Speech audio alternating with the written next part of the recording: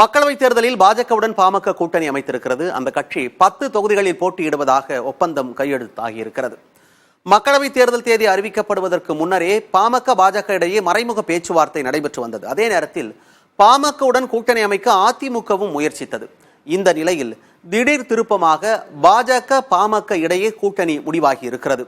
இன்று காலையில் திண்டிவனம் அருகே உள்ள தைலாபுரத்திற்கு சென்ற பாஜக மாநில தலைவர் அண்ணாமலை, மத்திய இணையமைச்சர் எல் முருகன் உள்ளிட்ட நிர்வாகிகள் பாமக நிறுவனர் ராமதாஸ் மற்றும் கட்சியின் தலைவர் அன்புமணி ஆகியோரை சந்தித்து பேசினர். அப்போது நாடாளுமன்ற தேர்தலில் கூட்டணி அமைத்து போட்டியிடுவதற்கான ஒப்பந்தம் கையெழுத்தானது. அதன்படி பாமகவுக்கு 10 தொகுதிகளை ஒதுக்கீடு செய்வதாக பாஜக தெரிவித்திருக்கிறது.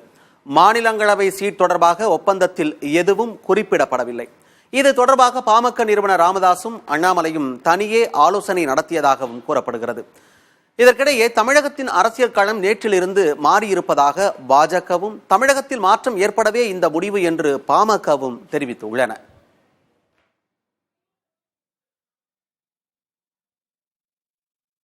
வருகின்ற மக்களவை தேர்தலில் தமிழ்நாட்டில் பாட்டாளி மக்கள் கட்சி தேசிய ஜனநாயக கூட்டணியில் சேர்ந்து வருகின்ற தேர்தலை போட்டியிட முடிவு செய்திருக்கிறது. நாட்டின் நலன் கருதி மாண்புமிகு பிரதமர் மோடி அவர்கள் நல்லாட்சி தொடர, தமிழ்நாட்டில் மாற்றங்கள் வர நாங்கள் இந்த முடிவை எடுத்திருக்கின்றோம்.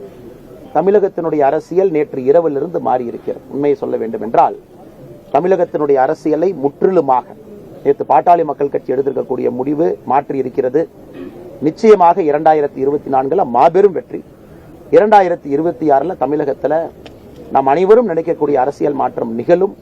2024 பாராளுமன்ற தேர்தலில் தேசிய ஜனநாயக கூட்டணியில் தமிழகத்தில் நம்முடைய பாட்டாளி மக்கள் கட்சி 10 பாராளுமன்ற தொகுதியில் போட்டியிட இருக்கின்றார்கள். அதற்கான முடிவெடுக்கப்பட்டு ஐயா டாக்டர் ராமதாஸ் ஐயாவோடு ஒப்பந்தம் கூட கையெழுத்தாகி இருக்கிறது.